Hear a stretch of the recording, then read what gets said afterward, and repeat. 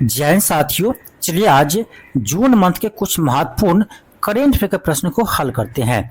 आज हम देखने वाले हैं, इसमें आपका क्वेश्चन जो शामिल है वो आपका 1 से लेकर 20 जून तक का क्वेश्चन शामिल है। देखिए 20 जून तक का प्रश्न इसीलिए शामिल है क्योंकि आपका ये जो पीडीएफ है आपका बहुत दिन पहले बन चुका था, लेकिन जब क्लास ये करवानी थी तो मुझे तबीयत खराब हो गया। उसके बाद आपको क्लास 1 सप्ताह तक हम नहीं करवा पाए, ठीक है। इसीलिए आपका 20 जून तक ही शामिल है, लेकिन आपको टेंशन नहीं लेना है। बहुत जल्द आपको हम फुल मंथ का भी क्लास लेकर आएंगे, लेकिन फिलहाल चलिए हम 1 से लेकर 20 जून तक का महत्वपूर्ण प्रश्न को देखते हैं।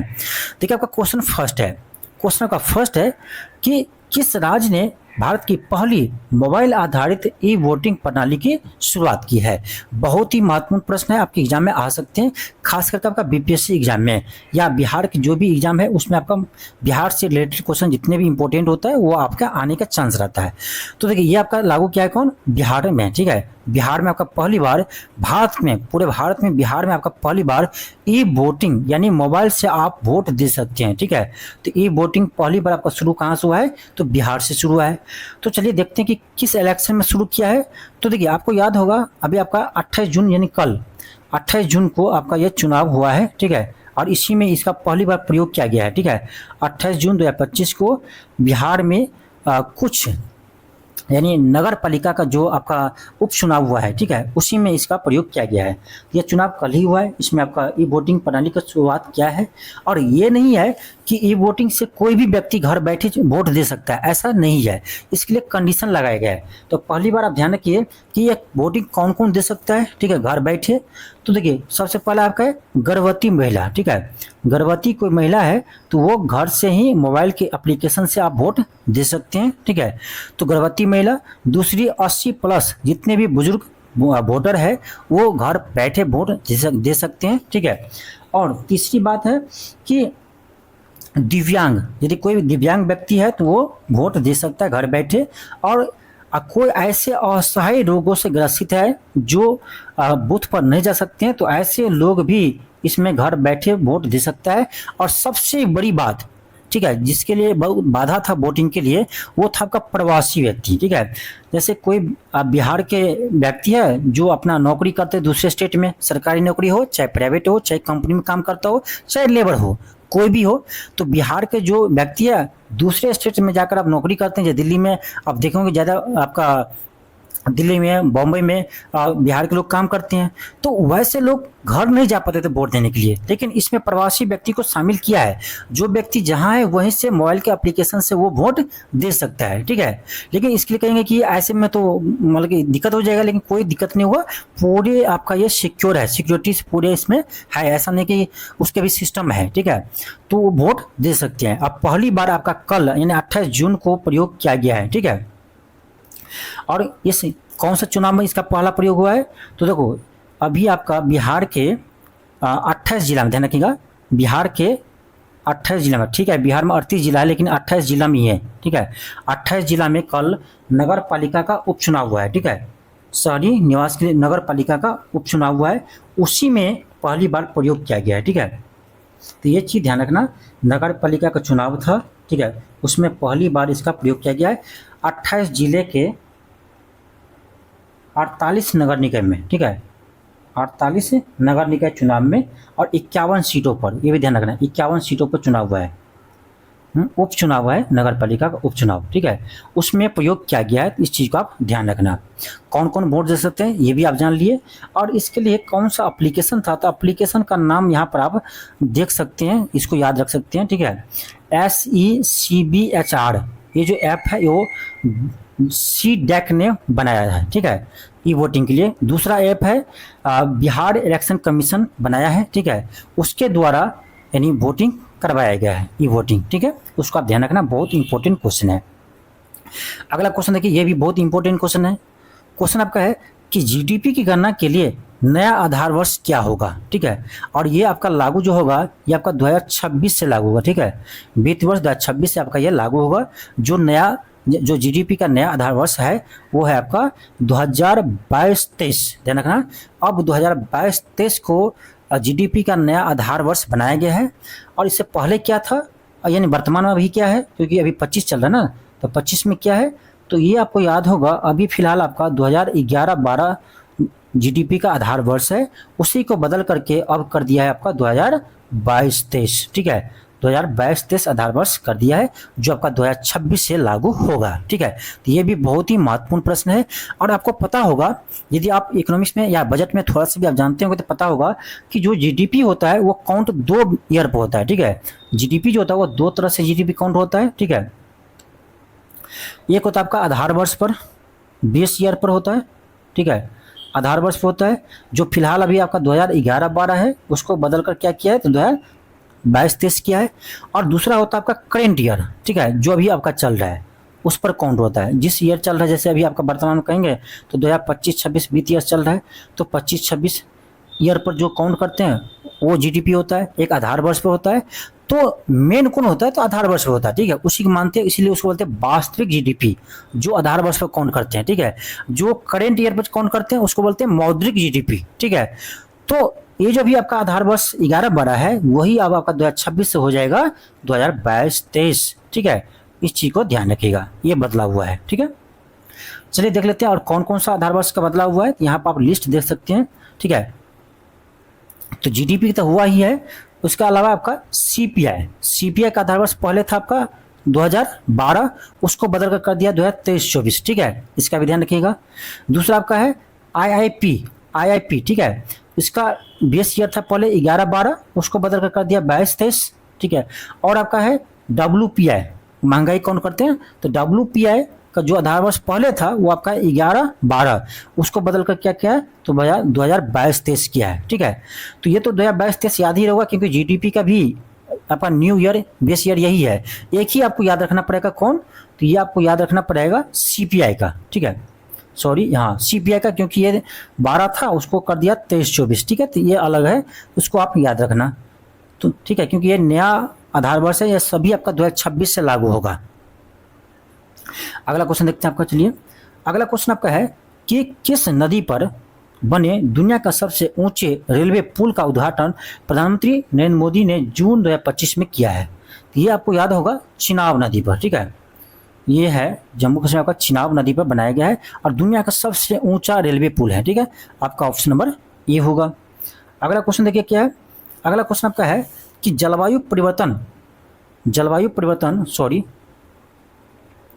क्वेश्चन चौथा है, जलवायु परिवर्तन प्रदर्शन सूचकांक यानी सीसीपीआई 2025 में भारत का किस स्थान पर रहा है, ठीक है, तो उसमें भारत 10वें स्थान पर रहा है।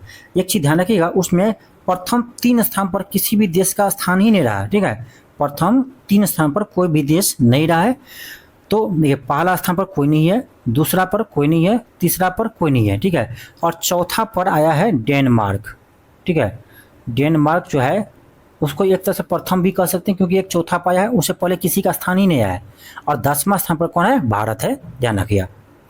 अगला क्वेश्चन आपका है कि ऑपरेशन ट्रू प्रॉमिस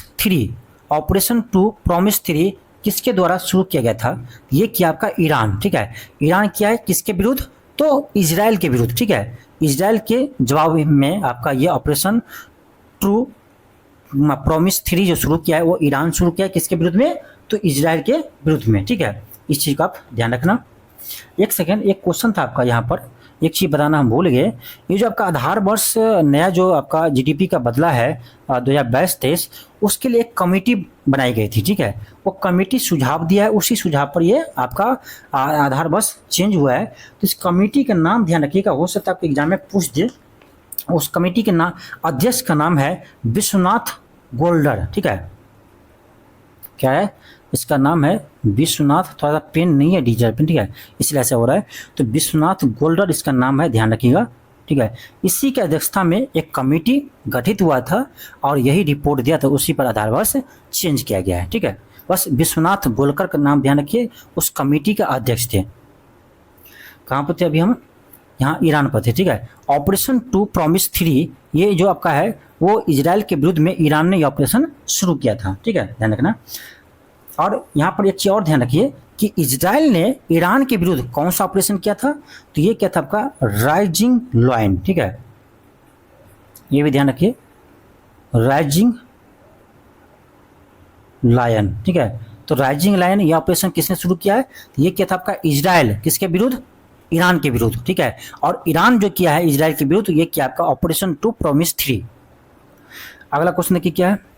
अगला क्वेश्चन आपका है कि एयर इंडिया AI 171, ठीक है, 171 दुर्घटना की जांच के लिए किसकी अध्यक्षता में समिति का गठन किया गया है। ये सबसे भयानक ये दुर्घटना था आज तक का, ठीक है, आपको पता ही होगा। तो उसी की जांच के लिए एक कमेटी गठित किया गया है और उस कमेटी के जो अध्यक्ष है बनाया गया है उसको बनाया गोविंद मोहन को, ठीक है, गोविंद मोहन को इसके अध्यक्ष बनाया गया है। ये ध्यान रखिएगा, बहुत ही इंपॉर्टेंट प्रश्न है। अगला क्वेश्चन देखिए आपका क्या है। अगला क्वेश्चन आपका है कि वर्ल्ड टेस्ट चैंपियनशिप 2025 का विजेता टीम कौन रही है, ठीक है। ये पहली बार आपका साउथ अफ्रीका जीते हैं, किसको हराकर, तो ऑस्ट्रेलिया को हराकर, ठीक है, ध्यान रखिएगा, ऑस्ट्रेलिया को हराकर South Africa World Test Championship 2025 जीत लिए हैं। अगला क्वेश्चन देखते हैं आपका। अगला क्वेश्चन है, क्वेश्चन आपका 8 है कि हाल ही में जारी UNFPA के state of the world population 2025 report के अनुसार अप्रैल 2025 तक भारत की जनसंख्या कितनी हो गई है, ठीक है। ये रिपोर्ट है, इस रिपोर्ट के अनुसार आप ध्यान रखिए 146.39 करोड़ बताया गया है, ठीक है, तो आपका ऑप्शन बी होगा। अगला क्वेश्चन देखते हैं आपका क्या है। अगला क्वेश्चन आपका 9th क्वेश्चन है। क्वेश्चन का आपका कि वर्ष 2025 में घोषित मिस वर्ल्ड विजेता का नाम क्या है। यहाँ से भी प्रश्न आते हैं। इसका नाम है ओपल सुचाता च्वांगस्थ्री, ठीक है, नाम ध्यान रखिएगा, थोड़ा सा उल्टा नाम है, ऑप्शन सी होगा। अगला क्वेश्चन आपका है कि आरसीबी ने फाइनल मैच में क्वेश्चन आपका है कि आरसीबी ने फाइनल मैच में किस टीम को हराकर IPL 2025 ट्रॉफी जीते हैं, और पहली बार ये ट्रॉफी जीते हैं तो इसलिए इंपॉर्टेंट है। तो ये पंजाब किंग्स को, ठीक है, पंजाब किंग्स को हराकर पहली बार IPL ट्रॉफी कौन जीते हैं, तो आरसीबी जीते हैं। इसका कप्तान कौन था, तो रजत पाटीदार था, ध्यान रखिएगा। अगला क्वेश्चन आपका है IPL 2025 सीजन का पर्पल कैप विजेता कौन है, तो ये आपको याद रखना है प्रसिद्ध कृष्णा, ऑप्शन डी होगा। ये गुजरात टाइटंस के खिलाड़ी थे, ठीक है, खिलाड़ी है। क्वेश्चन आपका 12 है IPL 2025 के सीजन में ऑरेंज कैप विजेता कौन है। ऑरेंज कैप विजेता कौन होता है, जो सबसे अधिक रन बनाते हैं, ठीक है, ये कौन है, तो ये है आपका साई सुदर्शन, और ये भी GT है, यानी गुजरात टाइटंस के खिलाड़ी है, ऑप्शन बी होगा। अगला क्वेश्चन देखते हैं आपका क्या है। अगला क्वेश्चन आपका है IPL 2025 के फाइनल मैच में प्लेयर ऑफ द मैच कौन बने हैं, तो ये बने आपका कुणाल पांड्या, ऑप्शन बी होगा। और ये मात्र एक कहाँ से थे, RCB से। अगला क्वेश्चन आपका है क्वेश्चन 14 है कि भारत की 16वीं जनगणना 2027 के पहले चरण की शुरुआत कब होगी, ठीक है। देखिए ये आपका अब डिजिटल रूप से ये आपका जनगणना होगा, ठीक है, ये डिजिटल रूप से जनगणना होगा। और ये जो जनगणना है ये आपका शुरुआत हो रहा है 1 अक्टूबर 2026 से, ठीक है, 1 अक्टूबर 2026 से ये जनगणना स्टार्ट होंगे और ये ऑनलाइन जनगणना होंगे, ठीक है, एप्लीकेशन के थ्रू। अगला क्वेश्चन देखिए क्या है। क्वेश्चन आपका 15 है कि भारत के किस पड़ोसी देश ने अपने पहले राष्ट्रपति शेख मुजीबुर रहमान के नाम और फोटो को करेंसी से हटा दिया है, ठीक है, तो ये क्या हटाया, आपका बांग्लादेश, ठीक है। बांग्लादेश में आपको पता होगा तख्ता पलट हो गया था, तो वहाँ पर उसके जो पहले राष्ट्रपति है शेख मुजीबुर रहमान, उसके फोटो करेंसी से हटा दिया, यानी रुपया से हटा दिया, ठीक है। अगला क्वेश्चन आपका क्वेश्चन 16 है कि चिनाब पुल के बाद प्रधानमंत्री नरेंद्र मोदी ने किस नदी पर बने भारत के पहले केबल स्टेडेड रेल ब्रिज का उद्घाटन किया है, तो इस नदी का नाम है अंजी नदी, ठीक है, ऑप्शन डी हुआ, क्या नाम है, अंजी नदी। अगला क्वेश्चन आपका है क्वेश्चन 17 है कि हर साल खीर भवानी मेला किस राज्य में आयोजित किया जाता है। यहाँ से प्रश्न आते हैं आपका खास करके BPSC एग्जाम में, तो आप ध्यान रखिए, ये आपका आयोजन किया है इसका कहाँ पर, जम्मू कश्मीर में। अगला क्वेश्चन देखते हैं आपका क्वेश्चन आपका 18 है कि संयुक्त राष्ट्र महासभा के 80वें सत्र के, यानी 80वें सत्र के अध्यक्ष के रूप में किसे चुना गया है, ये भी इंपॉर्टेंट है, ध्यान रखिएगा। ऐसे प्रश्न आपके एग्जाम में आते हैं, तो आपका ऑप्शन नंबर ए होगा अन्ना लेना वेरवॉल्फ, ठीक है, ऑप्शन ए होगा। नाम थोड़ा सा अटपटांग है, आप ध्यान रखिए। अगला क्वेश्चन आपका है कि संयुक्त राष्ट्र ने 2026 को किस वर्ष के रूप में घोषित किया है, तो ये किया आपका अंतर्राष्ट्रीय महिला किसान वर्ष, अंतर्राष्ट्रीय महिला किसान वर्ष के रूप में घोषित किया, ध्यान रखिएगा, ठीक है। अगला क्वेश्चन आपका है क्वेश्चन 20 है कि किस राज्य ने 2025 से 2035 तक की अवधि को जल विद्युत का दशक घोषित किया है? ये कौन सा राज्य है सर? ये है आपका अरुणाचल प्रदेश। इंपॉर्टेंट क्वेश्चन ये भी है, ध्यान रखना। अगला क्वेश्चन आपका है क्वेश्चन 21 है।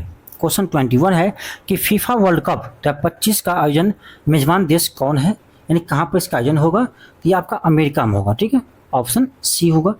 अगला क्वेश्चन देखिए क्या है, दक्षिण कोरिया के नए राष्ट्रपति कौन निर्वाचित हुए हैं? दक्षिण कोरिया का, उत्तर कोरिया का नहीं पूछ रहे हैं, दक्षिण कोरिया का। तो इसका नाम है ली जे म्यूंग, ली जे म्यूंग, ऑप्शन सी होगा। अगला क्वेश्चन देखते हैं आपका, एक सेकेंड, क्वेश्चन है आपका क्वेश्चन 23 है कि जल गंगा संवर्धन अभियान किस राज्य के द्वारा शुरू किया गया है? क्या नाम है? जल गंगा संवर्धन अभियान किस राज्य के द्वारा शुरू किया गया है? तो ये क्या आपका मध्य प्रदेश के द्वारा, ऑप्शन आपका डी होगा। देखिए हम जितने भी प्रश्न करवाते हैं ये सभी आपका इंपॉर्टेंट प्रश्न होता है, और हाल ही में आप एक वीडियो देखे होंगे मेरा, जिसमें आपको 17वीं बीपीएससी में करेंट अफेयर का प्रश्न कहाँ से पूछा गया है पूरे सोर्स आपको बताए हैं, और इसमें आपका लगभग 25 प्लस क्वेश्चन का सोर्स अपने हम वीडियो से आपको दिखाएं, ठीक है, 25 प्लस क्वेश्चन का सोर्स आपको हम अपने क्लास का एक एक प्रूफ दिखाएं कि कौन से क्लास से क्वेश्चन मिला है। तो इस वीडियो का आप एक बार जाकर देख लीजिए, आपको भी भरोसा हो जाएगा कि 71वीं बीपीएससी में भी आपका प्रश्न यहीं से आएगा। तो जितने भी छात्र हैं 71वीं बीपीएससी का, वो आप आंख मूंद कर यहाँ से आप करेंट अफेयर पढ़ सकते हैं, ठीक है। हाँ, इसका पीडीएफ चाहिए तो आपको इसके लिए LK क्लासेस नाम का एप्लीकेशन को डाउनलोड करना होगा, उसे आप एक बार डाउनलोड कर लीजिए, वहाँ पर आपको ये PDF मिल जाएगा, ठीक है, सोल्यूशन के साथ। अगला क्वेश्चन आपका क्वेश्चन 24 है। क्वेश्चन 24 है कि पुर्तगाल के प्रधानमंत्री का नाम बताइए जो फिर से 2025 में केंद्र सरकार प्रधानमंत्री बने। सॉरी, क्वेश्चन थोड़ा सा उल्टा लिख रहा है। क्वेश्चन है कि पुर्तगाल के प्रधानमंत्री के नाम बताइए जो फिर से 2025 में प्रधानमंत्री बने हैं, ठीक है। इसका नाम आपको बताना है। इसका नाम है लुइस मोंटेग्रो, ऑप्शन ए होगा, लुइस मोंटेग्रो, ठीक है। अगला क्वेश्चन आपका है क्वेश्चन 25 है। क्वेश्चन कर आपका DRDO के अध्यक्ष का नाम बताइए जिसका कार्यकाल 31 मई 2026 तक के लिए बढ़ा दिया गया है, ठीक है। यानी DRDO के अध्यक्ष का कार्यकाल जो है आपका 2026 तक के लिए बढ़ा दिया गया है। इसका नाम आपसे पूछ रहा है, ये तो आपको पता होगा, सबीर V कामत इसके अध्यक्ष है, ऑप्शन सी होगा। अगला क्वेश्चन आपका है क्वेश्चन 26 है कि पहला अंतर्राष्ट्रीय हिमनद संरक्षण सम्मेलन 2025 का आयोजन कहाँ किया जाएगा? सॉरी, कहाँ किया गया था? 2025 में इसका आयोजन कहाँ किया गया था? इसका नाम ध्यान रखिएगा, दुशांबे, ताजिकिस्तान में है, ठीक है, ताजिकिस्तान में है, ऑप्शन आपका ए होगा, दुशांबे, याद रखिए। आपका अगला क्वेश्चन है क्वेश्चन 27 है। क्वेश्चन आपका 27 है। क्वेश्चन कर आपका कि किस देश ने PM मोदी को grand cross of the order Makarios 3 से सम्मानित किया है, ठीक है। ये जो सम्मानित किया है वो साइप्रस के द्वारा सम्मानित किया गया, ठीक है, ऑप्शन ये होगा। हाल ही में देखे होंगे आप कि प्रधानमंत्री जी ने साइप्रस गया था और वहीं से कनाडा में G7 के बैठक में भाग लिया था। अगला क्वेश्चन आपका है क्वेश्चन 28 है कि IPL 2025 विजेता टीम RCB के कप्तान कौन थे? तो आपको बता दिए, रजत पाटीदार, ठीक है। ऐसे क्वेश्चन कभी कभी पूछ देते हैं बीपीएससी एग्जाम में, ठीक है। अब जो क्रिकेट से इंटरेस्ट नहीं रखते हैं उसको क्या करना है, आपको क्लास देखना पड़ेगा तभी बनेगा, ठीक है। हाँ, जो क्रिकेट देखते हैं, ठीक है, मैच देखते हैं, IPL देखते हैं, कोई भी मैच देखते हैं, उसको तो याद ही रहता है, ठीक है, उसको पढ़ना नहीं पड़ता है। अगला क्वेश्चन आपका क्वेश्चन 29 है। क्वेश्चन आपका है कि प्रधानमंत्री की आर्थिक सलाहकार परिषद का अध्यक्ष किसे नियुक्त किया गया है? तो इसके नए अध्यक्ष बने हैं आपका S महेंद्र देव, ऑप्शन बी होगा। अगला क्वेश्चन आपका है क्वेश्चन 30 है। क्वेश्चन आपका है कि नोमैडिक एलिफेंट साइन अभ्यास भारत और किस देश के बीच आयोजित किया गया जा रहा है? ये आपका हो रहा है भारत और मंगोलिया के बीच, ठीक है, भारत और मंगोलिया के बीच। तो आपका ऑप्शन क्या होगा? सी होगा। अगला क्वेश्चन देखिए आपका क्या है। अगला क्वेश्चन आपका क्वेश्चन 31 है कि स्वीडन में आयोजित स्टॉकहोम अंतर्राष्ट्रीय चुनावी अखंडता सम्मेलन में भारतीय प्रतिनिधि मंडल का नेतृत्व किसने किया है? ठीक है, बहुत ही अच्छा क्वेश्चन है। ये क्या आपका ज्ञानेश कुमार, यही आपका अभी चीफ इलेक्शन कमीशन है, ठीक है, चीफ इलेक्शन कमीशन कौन है? ज्ञानेश कुमार है, वही इसमें भाग लिया है, ठीक है, ऑप्शन सी होगा। आपका अगला क्वेश्चन है, क्वेश्चन आपका 32 है कि पोलैंड के नए प्रेसिडेंट किसे चुना गया है? पोलैंड के नए प्रेसिडेंट किसे चुना गया है? तो आपका ऑप्शन होगा ए करोल नौरोकी, ऑप्शन नंबर ए होगा, ध्यान रखिएगा। आपका अगला क्वेश्चन है, एक मिनट, क्वेश्चन आपका क्वेश्चन 33 है। क्वेश्चन 33 है आपका कि किस देश की अंतर्राष्ट्रीय महिला क्रिकेटर सोफी डिवाइन ने वनडे क्रिकेट से संन्यास ले लिया है। तो सोफी डिवाइन ये आपका न्यूजीलैंड के खिलाड़ी है, ऑप्शन नंबर सी होंगे, जो हाल ही में संन्यास की घोषणा कर दी है। अगला क्वेश्चन आपका क्वेश्चन 34 है कि फीफा वर्ल्ड कप 2025 का आयोजन कहाँ पर होगा। तो ये आपका अमेरिका में होगा, ऑप्शन नंबर बी होगा, पहले ये बता चुके हैं, ठीक है। ये क्वेश्चन रिपीट कर गया। आपका अगला क्वेश्चन है कि 2025 में वर्ल्ड में नया पैरा एथलेटिक्स चैंपियनशिप के लिए ब्रांड एम्बेसडर किसे नियुक्त किया है। तो देखिए इसका ब्रांड एम्बेसडर जो है बनाया गया है कंगना रनौत को, ठीक है, ऑप्शन नंबर डी होंगे। अगला क्वेश्चन आपका क्वेश्चन 36 है। क्वेश्चन का आपका भारत ने 4 साल बाद जून 2025 में उत्तर कोरिया में राजदूत किसे नियुक्त किया है। 4 साल बाद भारत ने यानी उत्तर कोरिया में अपना राजदूत नियुक्त किया है, ये किसे किया है, ठीक है, इसका नाम आपको बताना है। इसका नाम है अली आवती लॉन्गकुमेर, ऑप्शन नंबर ए होगा। नेक्स्ट क्वेश्चन 37 है। क्वेश्चन आपका है अंतर्राष्ट्रीय विक कैट एलायंस का अध्यक्ष किसे चुना गया है। और ध्यान रखिएगा इसका जो आपका ऐलान किया था वो आपका भारत में जो G20 समिट हुआ था 2023 में, उसी में इसका ऐलान किया गया था अंतर्राष्ट्रीय विक कैट एलायंस का, ठीक है, ध्यान रखिएगा। तो इसका अध्यक्ष किसे चुना गया है, तो ये शायद आपका भारत के पर्यावरण मंत्री है, मुझे याद आ रहा है, भूपेंद्र यादव, ठीक है, ऑप्शन सी होगा, इसका अध्यक्ष बनाया गया है भूपेंद्र यादव को। अगला क्वेश्चन आपका क्वेश्चन 38 है। क्वेश्चन का आपका ग्लोबल जेंडर गैप इंडेक्स 2025 में लैंगिक समानता में मामले में भारत की रैंक क्या है। इसमें भारत की रैंक है 131वां, ठीक है, 131वां स्थान इसमें रहा है, आपका ऑप्शन सी होगा। अगला क्वेश्चन का है क्वेश्चन 39 है कि भारत का पहला पूर्णतः सौर ऊर्जा से संचालित जिला कौन बना है। इसको स्टार लगा लीजिएगा, ये प्रश्न आपके एग्जाम में जरूर आएंगे, ठीक है। ये बने आपका द्वीप, कौन सा जिला बने, द्वीप जिला बने, ठीक है। अगला क्वेश्चन आपका क्वेश्चन 40 है ग्लोबल जेंडर गैप इंडेक्स 2025 में, ये क्वेश्चन आपका नहीं पहले स्थान पूछ रहा है। इससे पहले को जो क्वेश्चन था उसमें भारत का स्थान पूछ रहा था, 131वां स्थान भारत का था। इसमें पूछ रहा है कि पहला स्थान पर कौन है, पहला स्थान पर कौन है, ये आपका आइसलैंड है, ऑप्शन नंबर बी होगा। अगला क्वेश्चन का क्वेश्चन 41 है कि पीएम मोदी द्वारा हाल ही में घाटमपुर ताप विद्युत परियोजना का उद्घाटन किया गया है, वो किस राज्य में, ये आपका उत्तर प्रदेश में, ऑप्शन सी होगा। नेक्स्ट क्वेश्चन का क्वेश्चन 42 है कि बांग्लादेश के पहले राष्ट्रपिता का नाम बताइए जिनकी राष्ट्रपिता की उपाधि हटाई गई है।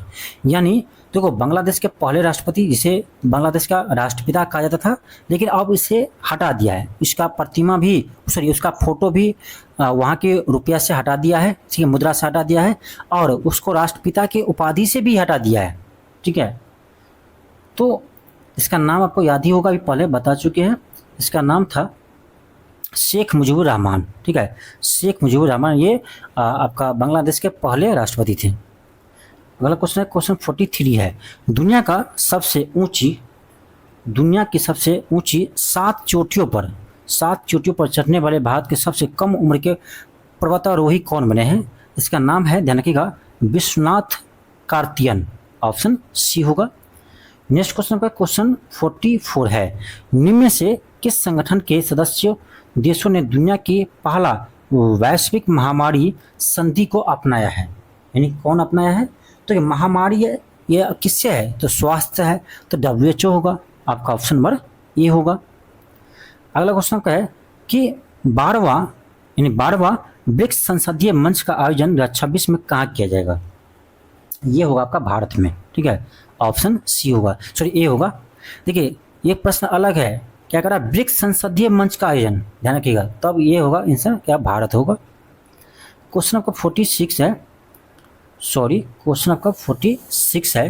क्वेश्चन कर आपका कि तीनों सेनाओं की महिला जल यात्रा नौकायान अभियान की टीम जून 2025 में किस देश के अंतर्राष्ट्रीय यात्रा पूरी करके स्वदेश लौटे हैं। तो ध्यान रखिएगा, यह कहाँ गया था, सेल्सियस गया था, ठीक है, ऑप्शन नंबर ए होगा।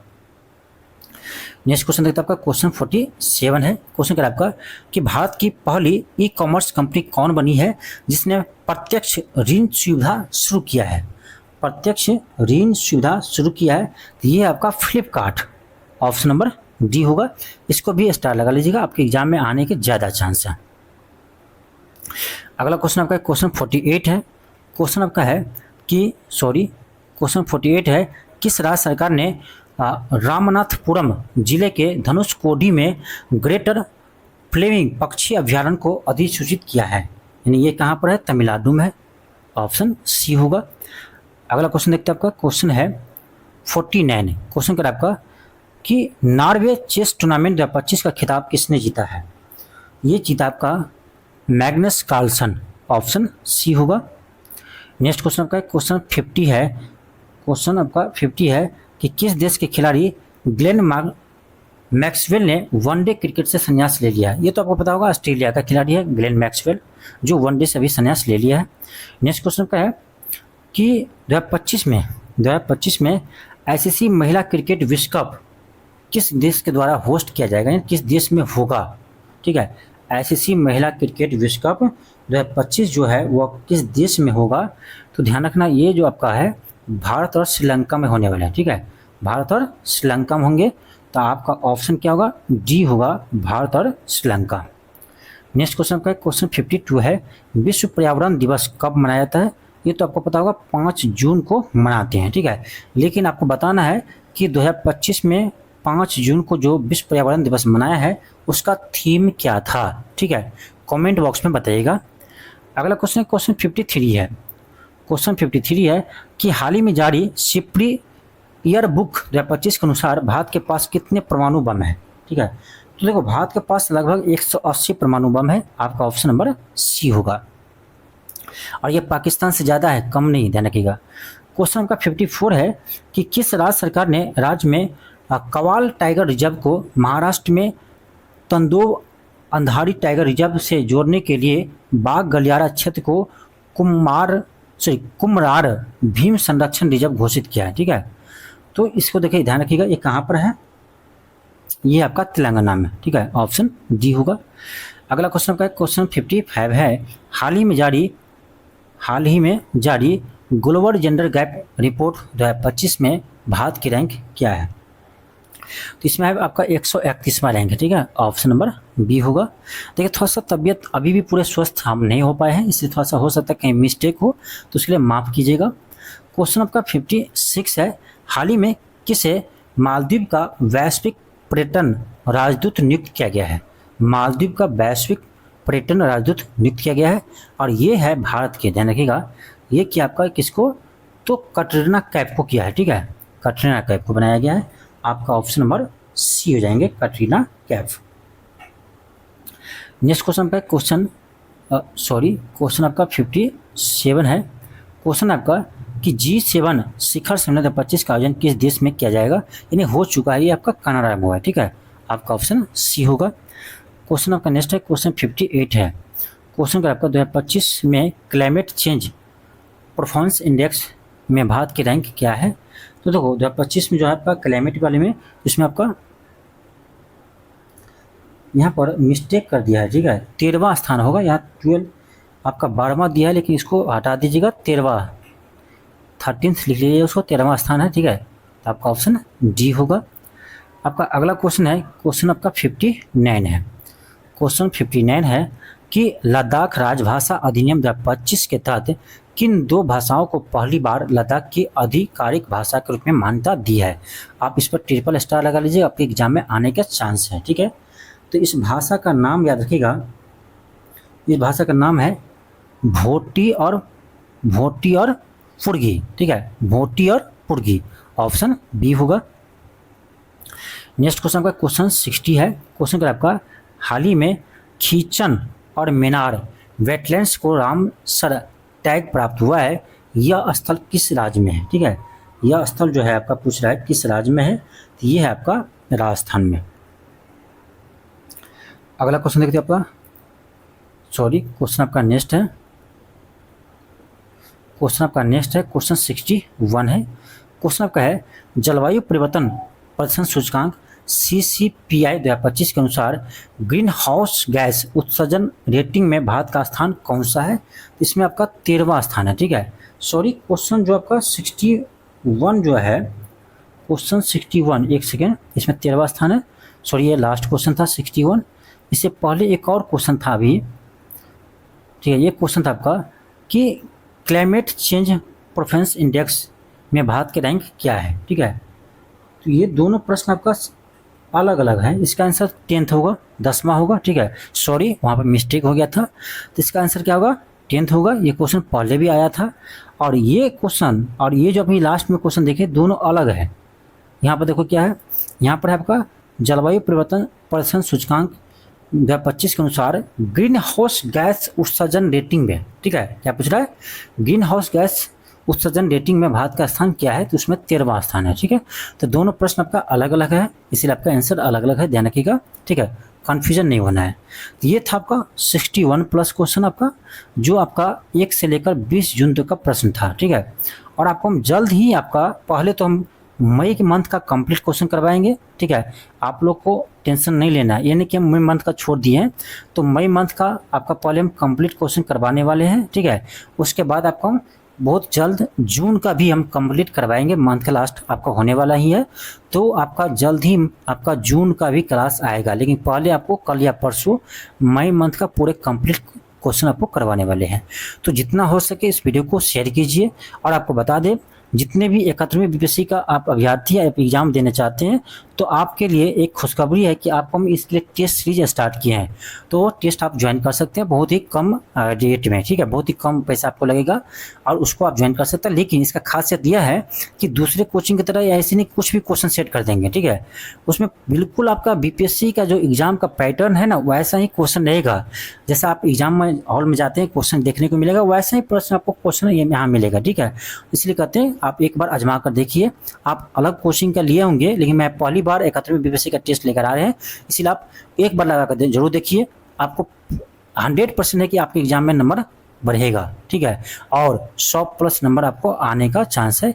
ऐसा प्रश्न लेकर आपको आएंगे टेस्ट में। ठीक है, तो एक बार टेस्ट आप जरूर ज्वाइन करके देखिए।